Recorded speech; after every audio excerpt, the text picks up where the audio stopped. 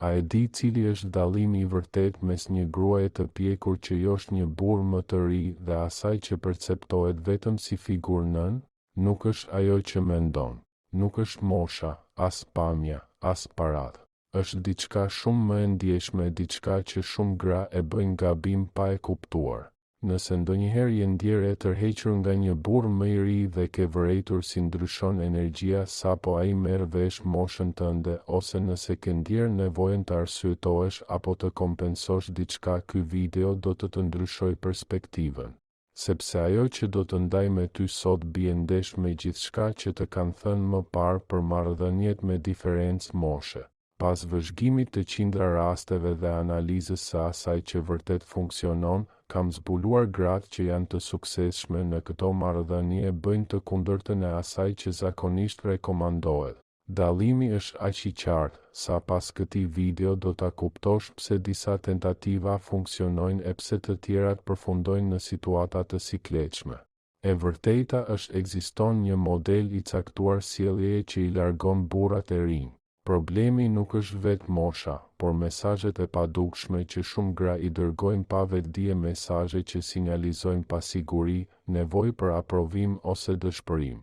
Por para se të mendosh se bëhet fjalë për këshilla sipërfaqësore si duhet të dukesh më e re, lëre të them diçka. Gratë e suksesshme në këto situata nuk konkurrojnë me rinin, ato ofrojnë diçka krejt tjetër. Diçka që një vajzë e re nuk mund ta japë. Imagjino se je 45 vjeçe, e divorcuar, fëmijët i ke të rritur dhe më në fund ke kohë për veten. Njon një burr 32 vjeçar që në fillim ka një kimi të fortë, por sapo biseda bëhet më personale, diçka ndryshon. Ai mbetet i sjellshëm, por shkëndija fillestare humbet. Çfarë ndodhi? Në shumicën e rasteve nuk ishte mosha ajo që ndryshoi dinamikën, por reagimi i saj. Ndoshta ajo bëri komente nënçmuese për moshën e vet, filloi ta trajtonte atë si ta mbrojtë në mënyrë amësore, ose u përpoq ta impresiononte duke folur për arritjet e saj. E di çfarë bëjnë gabim shumë gra të pjekura kur u pëlqen një burr më i ri? Shndërrohen në kujdestare. Pa e kuptuar, e trajtojnë atë si djalin e tyre, japin këshilla pa u kërkuar, e mbrojnë tepër, bëjnë gjëra për të ose shqetësohen për gjëra që atij nuk i interesojnë. Dhe ja ku qëndron pika kur bën këtë, aktivizon instinktin e tij fëmijëror, jo dëshirën e tij. Një burr i ri që ndjehet i tërhequr nga një grua e pjekur, nuk kërkon një nën të dy. Ai kërkon një të barabartë, një lidhje nga i rrituri tek i rrituri, me thellësi dhe intensitet. Imagjinoje veten në vendin e tij, a do të ndihesh i tërhequr nga dikush që të trajton gjithmonë si fëmijë? Tërheqja bazohet në admirimin reciprok, respektin dhe ndjenjen se personi tjetër është përballë teje, jo edukatori yt. Dua të tregoj për Mara, një grua 50 vjeçare që e kam njohur dikur. Ajo kishte qenë e martuar për 25 vjet, e divorcuar prej 2 vitesh, dhe kishte filluar sërish të dilte në takime. Takoi Davidin, 35 vjeçar. Në fillim gjithçka shkonte mirë, por ngadalë ajo e sabotoi lidhjen pa vetdije. Kur David fliste për problemet në punë, ajo menjëherë shndërrohej në këshilltare. Kur ai donte të vepronte spontanisht, ajo i shpjegonte pse duhet ta mendonte më mirë. Për çdo pasiguri ai kishte, ajo kishte zgjidhjen perfekte gati. Ajo që Mara nuk kuptonte ishte David nuk kërkonte një këshilltare jete. Ai kërkonte një partnere. Dhe më keq se sjellja amësore është përpjekja për kontroll që bëjnë shumë gra. Kur ato besojnë se përvoja e jetës u jep të drejtën të drejtojnë gjithçka, lidhjen, vendimet, mendimet e tij. Problemi është kështu zhduket spontaniteti dhe misteri, pikërisht gjërat që krijojnë tërheqje. Një burr i ri ndjehet i tërhequr nga e papritura, nga energjia, nga zbulimet. Kur gjithçka është tashmë e organizuar, ku mbetet hapësira për historinë e tij, imagjino çdo herë që ai ka një ide, ti e di tashmë si përfundon. Kur ai dëshiron të ëndërrojë, ti ke gati realitetin. Kur ai dëshiron të rrezikojë, ti ke llogaritur të gjitha pasojat. Si do të ndihej ai? Me gjastë si në një kafaz të artë komod, por pa liri. Dhe tani diçka vendimtare, shumë gra të pjekura ndihen në siklet për moshën e tyre. Kur ai pyet sa vjeç janë, ato ngurojnë, bëjnë shaka nervoze, ndërron temën ose bëjnë komente nënçmuese. E di çfarë thon kështu? Që mosha e tyre është problem. Diçka për të cilën duhet të ndihesh në siklet. Por gruaja që përgjigjet me natyrshmëri dhe vetbesim, që nuk kërkon falje për vitet e jetuara, që madje flet me elegancë për përvojat e saj, bëhet menjëherë më tërheqëse sepse tregon se ndihet mirë në lëkurën e saj. Dhe pikërisht kjo rehati është magnetike. Më kujtohet një histori që më ka treguar një kliente ishte në një takim me një burr më të ri, dhe kur ai e pyeti për moshën, ajo u përgjigj me buzëqeshje, jam 43 vjeçe, dhe çdo vit më ka mësuar diçka të çmuar. Ajo nuk kërkoi falje, nuk bëri shaka nervoze, nuk e ndërroi temën. Thjesht e tha me elegancë realitetin e saj. Ai mbeti i fascinuar jo për shkak të moshës, por për shkak të sigurisë me të cilën ajo e tha. Tani dua të flas për një gabim tjetër që e shoh vazhdimisht, obsesioni për t'u dukur më e re. Mos më keq kupto, është mirë të kujdesesh për veten, të mbash trupin në formë dhe të investosh tek vetja. Problemi lind kur të gjitha këto bëhen nga dëshpërimi si përpjekje e dëshpëruar për të konkuruar me vajzat 20 vjeçare në terrenin e tyre. E di çfarë ndodh kur një burr i ri e kupton se po përpiqesh të jesh dikush që nuk je? Ai humb menjëherë interesin, sepse ajo që e tërhoqi tek ti nuk ishte aftësia jote për t'u dukur më e re, por pikërisht ajo që vjen me pjekurinë, siguria, prania, thellësia. Një burr i ri që kërkon një grua të pjekur, nuk dëshiron një version të ri të moshatareve të tij. Nëse do ta donte këtë, do të qëndronte me dikë të moshës së tij. Ai kërkon diçka tjetër, diçka që vetëm ti mund t'ia japësh. Lëri të tregoj për Carmen, një grua 48 vjeçare, e cila shpenzoi mijëra euro për trajtime bukurie për t'u dukur më e re. Ajo bëri botox, vendosi filler, bëri trajtime të shtrenjta për fytyrën, bleu rroba që do t'i vishnin vajzat 20 vjeçare. Kur njohu Andersin, një burr 34 vjeçar, ishte e bindur se pamja e saj e re do ta impresiononte atë. Por ndodhi diçka e çuditshme, Anders ishte i sjellshëm, por i distancuar. Më vonë, kur Carmen e reflektoi situatën, kuptoi se gjatë rrugës kishte humbur autenticitetin e saj. Ajo ishte aq e shqetësuar të dukej e re, sa harroi të ishte vetvetja. Personaliteti i saj, energjia e saj natyrale, prania e saj e vërtet, gjithçka ishte fshehur në një maskë artificiale rinje. Shumë gra nuk e kuptojnë që përpjekja për të impresionuar me sukses profesional ose stabilitet financiar mund të ketë efekt të kundërt. Po, është mirë të jesh e suksesshme, e pavarur, të kesh ndërtuar një jetë solide. Por kur kjo bëhet qendra e prezantimit tënd, kur gjithmonë flet për karrierën, pronat apo udhëtimet e tua, atëherë po fokusohesh në drejtimin e gabuar. Tërheqja nuk bazohet në savë. Ajo lind nga lidhja emocionale, nga ndjenja që jeta me atë person bëhet më interesante. Sukseset e tua mund të krijojnë respekt, por jo domosdoshmërisht dëshirë. Mendo nga këndvështrimi i tij, nëse çdo bisedë tingëllon si intervistë pune, si do të ndihej ai? Me gjas, sikur është në një intervistë, jo në një takim romantik. Dhe nëse gjithmonë i thekson sigurinë tënde financiare, çfarë po i transmeton? Që vlera jote qëndron në pronat e tua, jo tek ajo që je ti. Një nga gabimet më të padukshme, por më shkatëruese, është disponueshmëria e tepërt. Përgjigjesh menjëherë çdo mesazhi, anulon plane për ta parë, je gjithmonë e gatshme kur ai ka kohë, e lavdëron vazhdimisht dhe e bën të ndiej që bota jote rrotullohet rreth vëmendjes së tij. Kjo mund të duket si dashuri ose interes i vërtet, por ajo që ai percepton është mungesë. Dhe mungesa nuk është kurrë tërheqëse në asnjë moshë. Gruaja që ruan ritmin e saj të jetës, ka interesat e saj, është e disponueshme, por jo e dëshpëruar, ajo zgjedh të jetë aty, nuk ka nevojë të jetë kjo grua, krijon respekt dhe dëshirë. Imagjino çdo herë që ai të shkruan, ti përgjigjesh menjëherë. Çdo herë që ai propozon diçka, ti thua po pa hezitim. Çdo gjë që ai përmend, ti e kthen në kompliment. Si do të ndihej ai? Me gjas i mbingarkuar dhe për të qenë sinqert i mërzitur. Sepse ku është sfida, ku është misteri, ku është ndjenja e pushtimit të dikujt të veçantë, dhe ka diçka edhe më të hollë që dua ta bëj të vetëdijshme, shumë gra të pjekura mbyllen në një rol tepër serioz. Besojnë se për të respektuar duhet të jenë gjithmonë racionale, formale, të kontrolluara. Dhe kështu, ato shtypin plotësisht anën e tyre sensuale dhe lozonjare.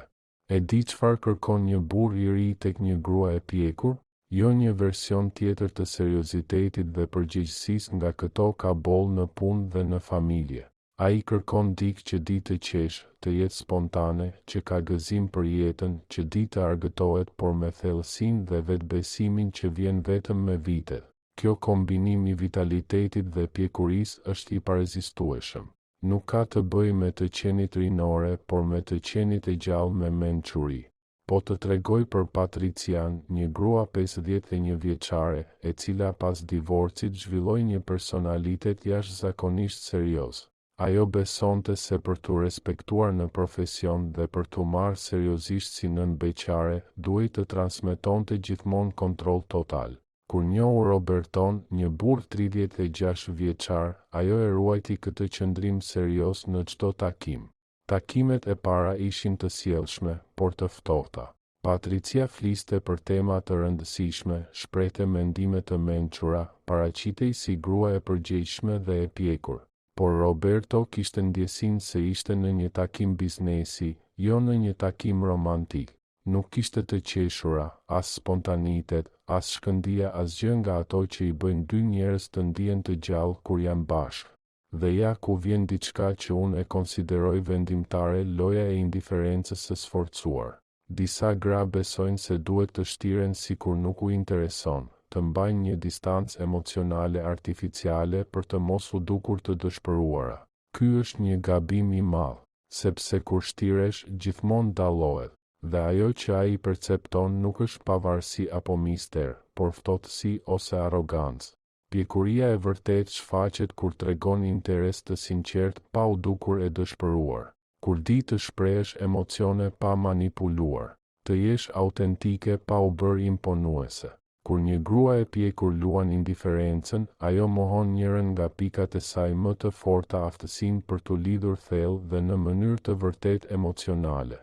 Burrat e rinj, të cilët shpesh janë mësuar me marrëdhënie sipërfaqësore me bashkëmoshatarët e tyre, e ndjejnë këtë thellësi emocionale si diçka jashtëzakonisht tërheqëse kur është e vërtetë. Tani dua të them cili është rrënja e të gjitha këtyre gabimeve.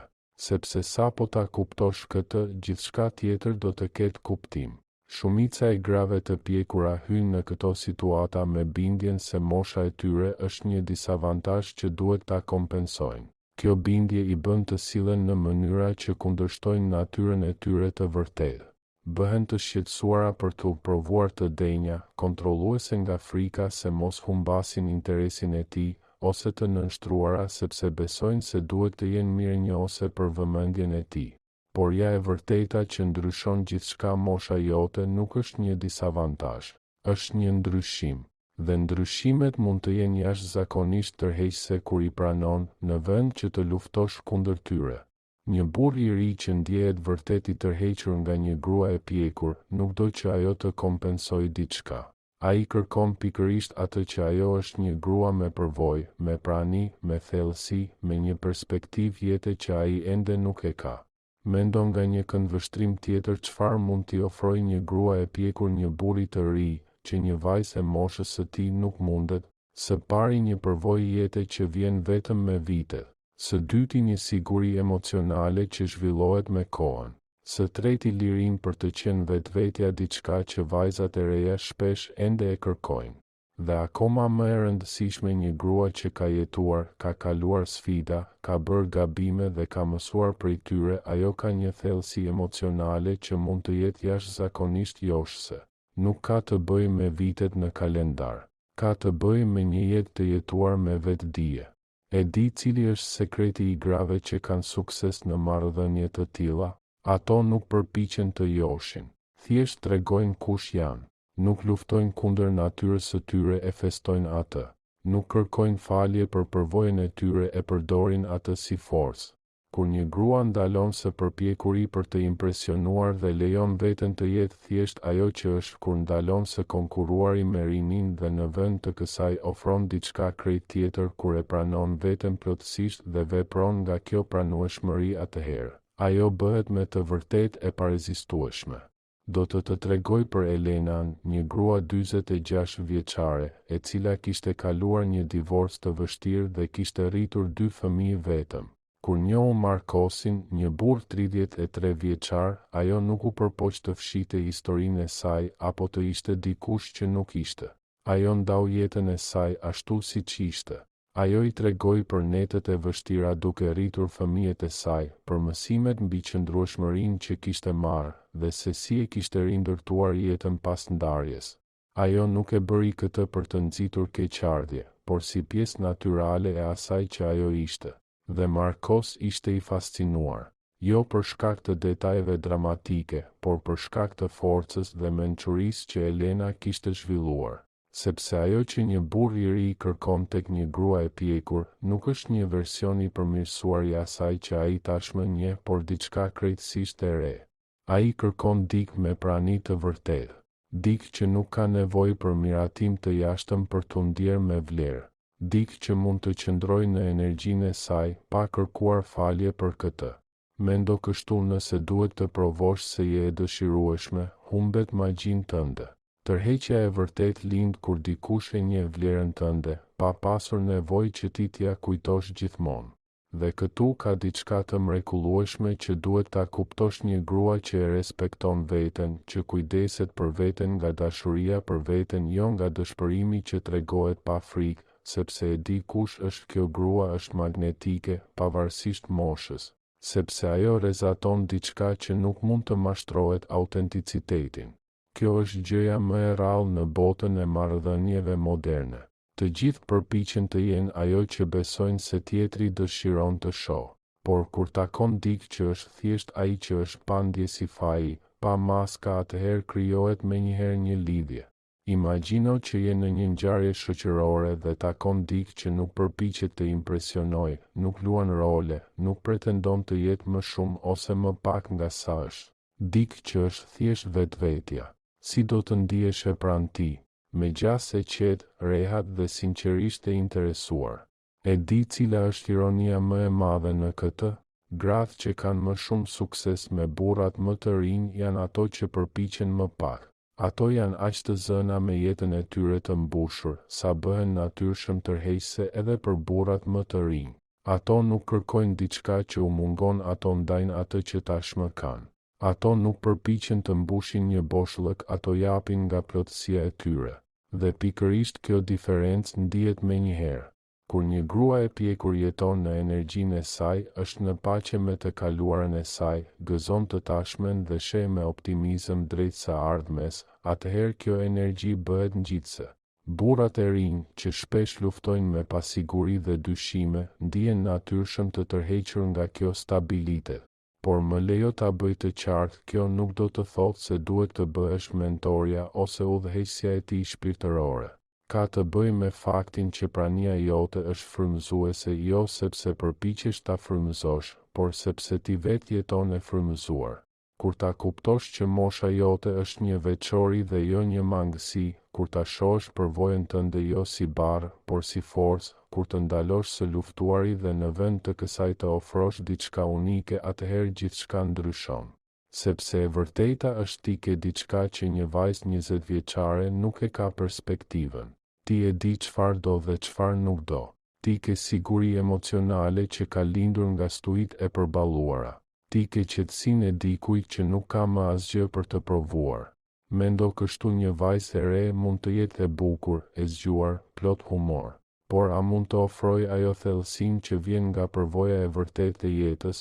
A mund të ofrojë ajo stabilitetin emocional që lind nga dhimbja dhe shërimi i jetuar? A mund të ofrojë ajo lirinë që vjen kur ke gjetur veten tënde? Dhe e gjithë kjo kur ta pranosh me të vërtetë është jashtëzakonisht joshëse. Një burr i ri që ndjehet i tërhequr nga ti nuk kërkon nën, as mentore, as një adoleshente në maskim. Ai kërkon një grua me prani, me vërtetësi. Një grua që nuk ka nevojë për miratim të jashtëm për t'u ndier e dëshiruar. Dikë që mund t'i tregoj diçka për jetën jo nga superioriteti, por nga përvoja e ndarë. Dikë që mund t'i tregoj atij thellësi emocionale që ai ende nuk e njeh, jo sepse ajo është më e vjetër, por sepse ajo ka jetuar më intensivisht. Do të tregoj për Adrianën, një grua 52 vjeçare, e cila kishte udhëtuar nëpër botë, kishte një karrierë të suksesshme, kishte rritur fëmijë dhe kishte përballuar një sëmundje të rëndë. Kur njohu Julinin, një burr 35 vjeçar, ajo nuk ja tregoi të gjitha këto për ta impresionuar. Ajo ishte thjesht ajo që ishte, një grua që e kishte jetuar jetën plotësisht. Julin mbeti i fascinuar jo nga faktet, por nga mënyra si Adriana e jetonte jetën e saj. Brenda saj kishte një qetësi, një vetbesim që nuk vinte nga arroganca, por nga pranimi i vetvetes. Kur ajo fliste, ai kishte ndjesinë se po takonte dikë që me të vërtetë e dinte kush ishte. Çelësi që ndron në të kuptuarit nuk ka të bëjë me moshën, ka të bëjë me energjinë, jo me vitet por me praninë, jo me përvojën e mbledhur por me mençurinë e integruar. Kur një grua e kupton këtë, kur ndalon së luftuari dhe fillon të festoj veten, kur kupton që vlera e saj nuk ka nevojë për shpjegim, atëherë ajo bëhet ajo grua që mbahet mend, që admirohet, që dikush dëshiron ta njohë më thellë. Sepse në fund të ditës nuk është përsosmëria ajo që tërheq, por autenticiteti. Jo rinia, por gjallëria. Jo mungesa e përvojës, por freskia e mendjes e bashkuar me thellësinë e një jete të jetuar me vetdije. Dhe pikërisht kjo, e dashur, është diçka që vetëm ti mund ta ofrosh. Nuk ke pse të kërkosh falje, nuk ke pse ta kompensosh, nuk ke pse ta fshehësh. Duhet ta festosh, ta pranosh dhe ta shndërrosh në burimin e tërheqjes sate natyrale. Kur një grua e pjekur më në fund e kupton këtë, kur ajo nuk e sheh më moshën si pengesë, por si superfuqinë e saj, kur ajo kupton se ato që mendonte se ishin dobësitë e saj, në fakt janë forcat e saj më të mëdha, atëherë gjithçka ndryshon. Jo vetëm në marrëdhëniet e saj, por në gjithë jetën e saj.